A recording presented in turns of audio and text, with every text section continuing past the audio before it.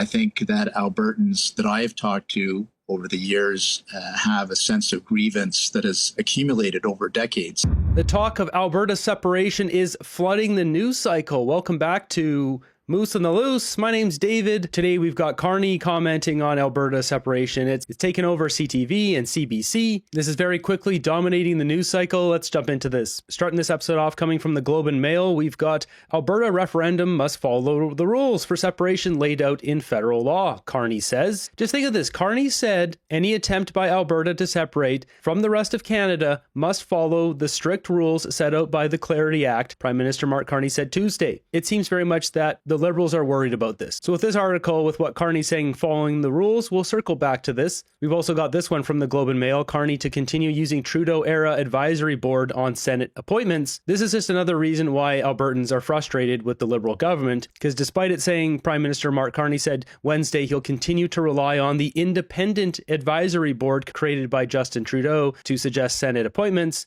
but gave no timeline for filling the growing number of vacancies, we know full well that most of the Senate is filled with Liberals. They can sit as an independent, they can sit as a Liberal. Most of them are Liberals. And this is what frustrates Canadians from the West. There's not proper representation in number of seats in Parliament. There's not proper representation in the Senate. And then we have Carney asked himself on a pipeline. What does he have to say? I'm not used to on the new project approvals. So it's a little hard to hear there, but he said basically asking him about project approvals. Talk about this more as we go on here, but they're suddenly going to be speeding things up. They're doing this to appease Alberta. Because the important thing is that we respect the law, and the designation requires consultations in advance of designation. We're moving forward at speed, but we're doing it in the right way. Consultation with Indigenous partners, with provinces, with all stakeholders. So he just said we're moving at a fast speed. We have to do it in the right way, yada, yada. But also today they said they're going to be doubling the speed that they go through these project approvals, and while approving a pipeline, they're just dangling another carrot. Because over on CBC here, at issue tonight, pipeline politics. Ottawa is preparing to speed up approvals for pipelines and all other resource projects, something the Prime Minister says has great benefit to the country. This all comes immediately after they get 301,000 referendum petitions signed, which is way more than what was asked for. It was like 178, 180,000 that they needed to go forward with a referendum. And now suddenly the government's saying, oh, we're going to speed things up to get a pipeline going because they're worried. They're worried about separation being a real thing. They're worried about the cash cow of Alberta and all that oil leaving the country, because you know full well that if this goes forward, then Saskatchewan's probably going to be joining them and literally might join with them to make their own country there. I find it unlikely that Alberta and Saskatchewan would separate as two different countries. They would make their own and then try to pull in British Columbia. Carney has no path of adding his Pathways project to decarbonize oil and make money from his Brookfield Global Transition Fund 1 without Alberta and Saskatchewan. Production in Canada, largely driven by the oil sands, is at a record high. That brings great benefits to the country. The move comes as Ottawa negotiates its memorandum of understanding with Alberta, and the calls for a referendum on separation get louder. Former Premier Jason Kenney says progress on a deal could help address those frustrations. We've got to rebut that argument, and the Prime Minister can help us by getting to a positive conclusion on the negotiations over this MOU soon. But Carney won't do that unless Pathways project goes forward 100%, and more likely it goes forward first before the pipeline. My colleagues were reporting that that there's going to be some permanent changes to a bunch of pieces of legislation to help speed up approvals above and beyond C5, which is sort of a sunsetted piece of legislation. I wonder, when you take all those things together, Chantal, what that tells you about the federal government's willingness, first of all, to build a pipeline, and how they're dealing with the potential of a referendum in the fall. First problem, yes, if you're going to go for a pipeline, you should probably do so earlier rather than later. Why? Because you do not really want to do it maybe against the backdrop of a Quebec campaign, where it might not play as well as it would play in Alberta. But I think it's all a bit more complicated than that, in the sense that I think if the federal government wanted to achieve anything by doing whatever it wants to do, and we don't know what that is, it should want to make sure that there's not a referendum question in that long list that Alberta wants to ask that is about, do you want to leave Canada or not? Because at that point, you open a different can of worms, which is the role of the federal government in an exercise like this. And that could play even more badly against the backdrop of a Quebec campaign. And at some point, it's okay to say, we don't want to have a referendum in Alberta on sovereignty, but maybe you also don't want to have a Quebec government elected that is committed to one. This could be a snowball effect here. If Alberta pushes forward and Quebec pushes forward, will we start breaking into pieces here? Meanwhile, over on CTV, Mr. Kinney on Question Period this weekend, but that comment to the Globe I think he gave this morning around like there needs to be louder voices on the pro side, the Remain side, both inside and outside of Alberta, was of interest to me because everyone has kind of been carefully trudging around the issue, just given the fact that we don't even know if the petition will meet Elections Alberta standards and therefore a referendum will be held. Do you think there needs... Why wouldn't it meet the standards? They have literally almost double the amount of petitions signed to do it. Is somebody going to use some legality to invalidate the whole thing? Somebody does that and uses some legal way of getting this separation referendum thrown out, cast away. I think there's going to be a different problem in Alberta. That's why, this article here of Carney saying they must follow the rules. Well, is there something in the fine print that they can use against Alberta separatists to not let this go forward? That's what I'm wondering. Because you got to remember, Mark Carney wrote an article for the Globe and Mail back in February 7th, 2022. You can see the title of the article. It's time to end the sedition in Ottawa by forcing the law and following the money. This article, he was in favor of seizing people's bank accounts, cracking down on the Freedom Convoy. Individuals must be held responsible for their lawlessness, and those who finance their actions must be dissuaded from ever doing so again. This is basically how they treated anyone that had to do with the Freedom Convoy. I mean, you can ask Tamara Leach or Chris Barber. They got that firsthand. This is Mark Carney's article from the Globe and Mail. So when you see an article like this saying they must follow the rules, I'm sure they've got lawyers going through all the fine print of everything to try to find a loophole so this can't go forward. And when you got Vassie on here saying that, well, we don't know if it's validated yet, if this is going to go forward, interesting language. To be louder voices on the federal stage. I do, but federal stage needs to be Albertans. Albertans need to talk to other Albertans about the future of Alberta in Canada. Yeah, I'm a British Columbian. Christy's from BC. Marco and Tony are from Ontario. You have roots in Alberta, but I think this is an Alberta conversation. But I think all of Canada needs to listen to the gripes that have been, persistent for a long time from the province of Alberta that are entirely rational, entirely reasonable, and they need to be mitigated by governments working together. But the call for Albertans to stand up and to be vociferous actors in this debate is, I think, overdue. And I applaud Jason Kenney, who's taking a lot of heat and a lot of cruelty from people who don't believe in Canada, who don't believe in the benefits that this country offers to Albertans and to all Canadians. And I think the call to arms for people to arms, not the right word, but the call to action, rather, of people who believe passionately in the future of this country and the future of Alberta within this country, I think is something that needs to happen.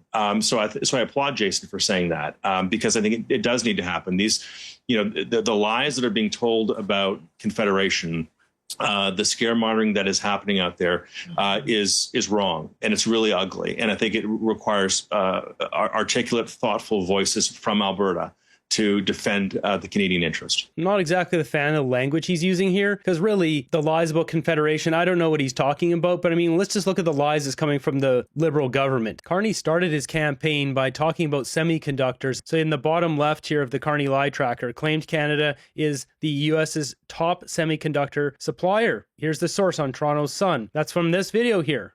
Biggest supplier of semiconductors.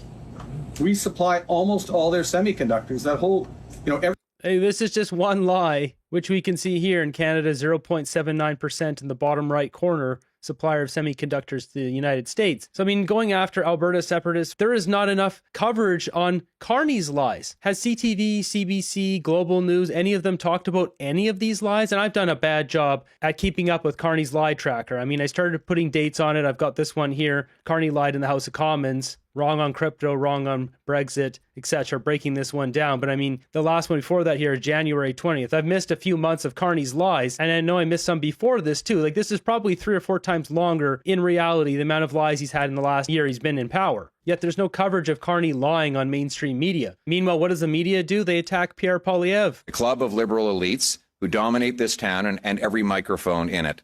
They dominate the political panels and talk shows. They control the airwaves. They spend millions of dollars on attack ads that are unregulated outside of an election period in order to stay in power.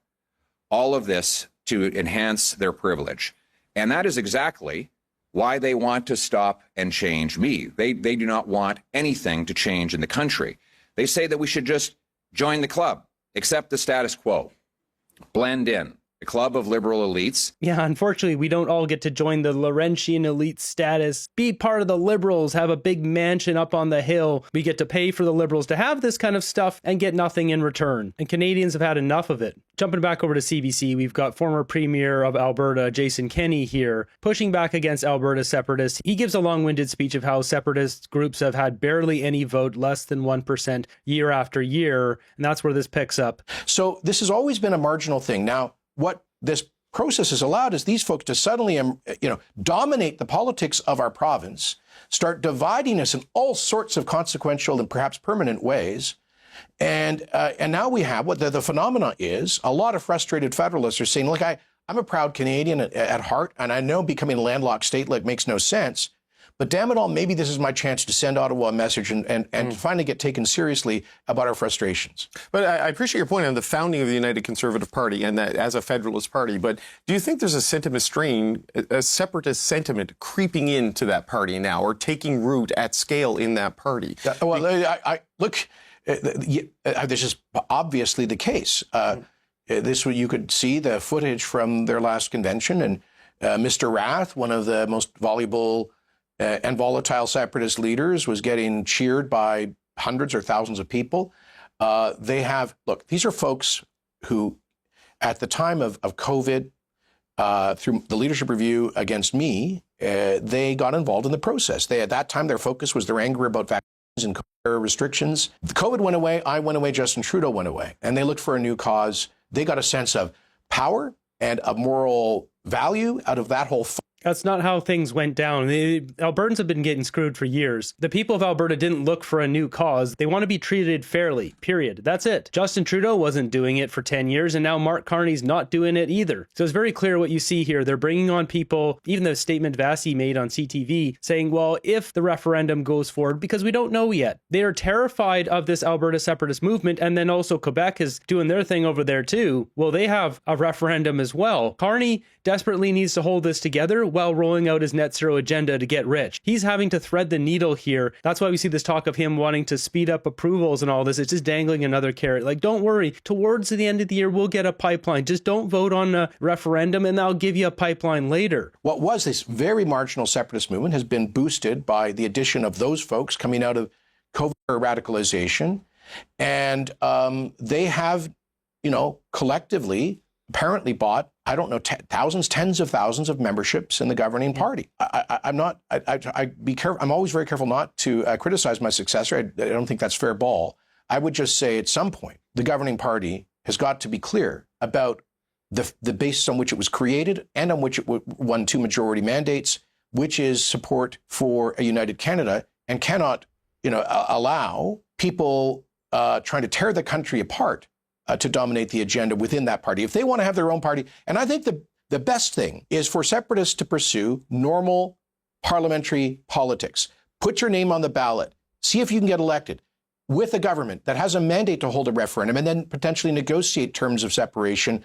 Right now, we don't have a government with such a mandate. So I think this... Right now, we don't have a government that cares about the people of the West. He talks about sticking to the mandate, a sovereign Alberta within a united Canada, or whatever Daniel Smith's saying is. How about Carney sticking to his promises? He said a whole bunch of things during the election and said, what does he do? He enriches himself with conflicts of interest. He said he wouldn't be shutting down committees. He would be, as soon as he got a majority government, can't remember the language, he said he would treat the situation with tact and grace, and said, what does he do? He shuts down the committees. He takes the cameras out. Meanwhile, this guy invested in the Red Chris mine, names the Red Chris mine. Value of the Red Chris mine goes up. You can't expect the people of Alberta or Quebec or Saskatchewan anywhere to live to a higher standard than the Prime Minister. When the Prime Minister is grossly enriching himself, how can you be mad at any group of people wanting to separate or at least try to get a better life for themselves? I mean, look at this. This is absolutely preposterous. I could make an entire video that's 30 minutes long just reading these out and going into detail of these. Add in Carney's cabinet here and they're getting their own list. I haven't even filled out this one on Leslie Church yet, where she's got a blind trust, her husband, the lobbying group, all of that. That from their perspective, the solution to address the underlying sentiment is an economic one, right? It is what could come of this MOU and the willingness of both the Premier and the Prime Minister to work together in a way that wasn't, let's say, the case a few years ago. Do you think that is a safe bet? I think it's part of the answer. I'm not sure it's the entire answer. I think that Albertans that I've talked to over the years have a sense of grievance that has accumulated over decades, minus the Harper years perhaps.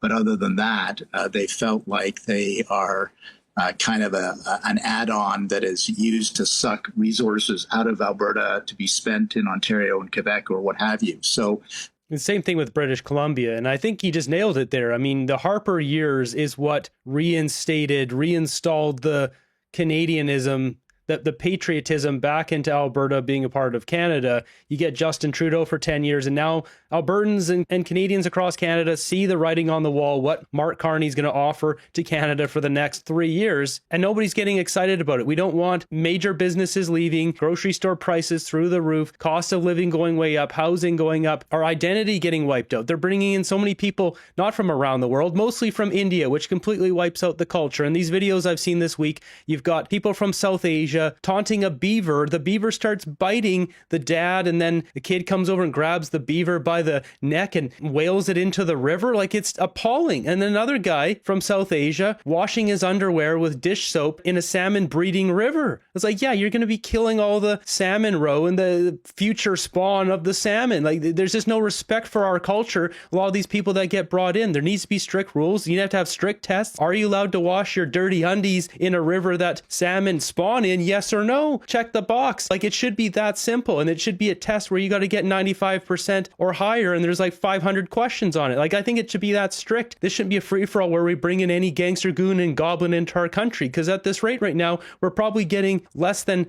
50% are good people coming in just based off the crime numbers, and you see everything that's going on with trucking. That's why Canadians are pissed off, and obviously Alberta gets the short end of the stick while paying the lion's share of profits from their industry there, oil and gas, to Ottawa, and then that money gets divvied out to anywhere except Alberta. let me tell you one brief story. When I was first elected to the Ontario legislature in 1995, just before the Quebec referendum, we had a caucus meeting. The new Premier, Mike Harris, told us, don't get involved. We can't be part of this fight. It has to be for Quebecers to decide. So we all nodded and, we didn't get involved. Next thing I know, Mike Harris is in Montreal with the biggest Canadian flag in history, with the biggest Federalist rally in history in Montreal. So obviously somebody persuaded him that it was important as the Premier of Ontario to go to Montreal. So what's the answer, Vashi? I wish I knew. I feel like Monty the Moose here really represents Canada. And a big thanks to Kyle and Shay sending this out. His antlers did break off in transit, also one of his ears. And that's what I mean. I had JB weld this guy back together. He's all good to go, though. And that's Canada. Canada's broken. We're trying to put the pieces back together, glue it together, and just keep going another day. Well, while that works in the short term, we can't be gluing Canada back together one piece after another, year after year. We need some real change. We need to get rid of the industrial carbon tax. If Mark Carney wants to be a serious prime minister, he needs to get rid of that right now and announce a pipeline that's going to be going to Prince Rupert or wherever they want to send it out there to the West Coast. Announce it right now. No carbon taxes, no pathways project, no Indigenous consultation.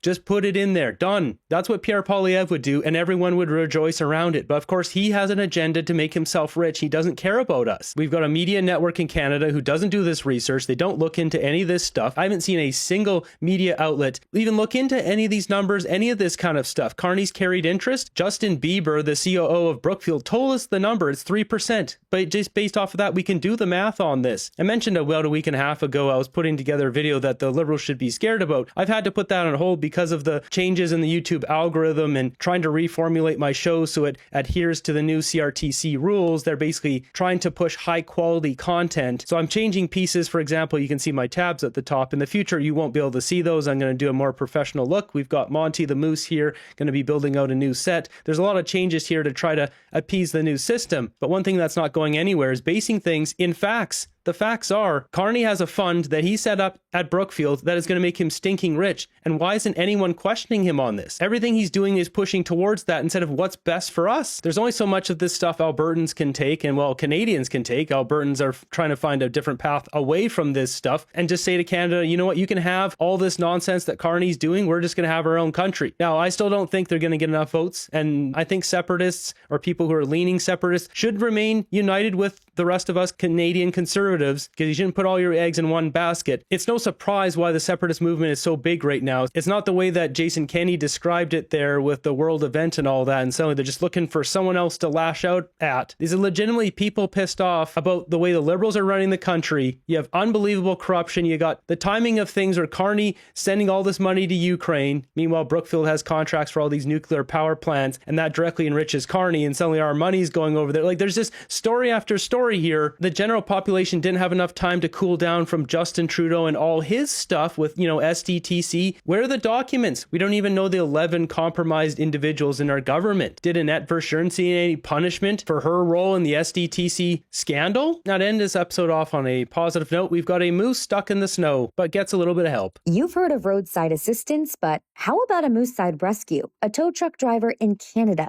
is going viral after swapping stranded cars for a stranded moose. I got to a junction a kilometer from my house, and across the junction I see our poor moose stuck in the ice. The exhausted animal, later named Rebel, was trapped in a frozen waterway. I thought, okay, you know what? Everyone's going to have to wait. I have to help this guy. I can't stand to see him suffer. So he did what any good tow operator would do. Dropped the deck, grabbed a sling, and got to work. He was so tired and exhausted, he just sat there waiting, patiently. With a little help from neighbors, Rebel was finally pulled free and hitched the most unusual ride of his life. I phoned my wife. I said, yeah, honey, bring out some blankets. I got a moose on my truck.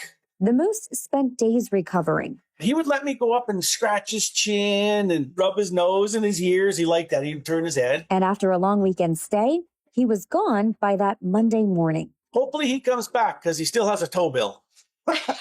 As for the drivers waiting on their tow, turns out they didn't mind the delay, getting a good laugh out of one very unexpected service call.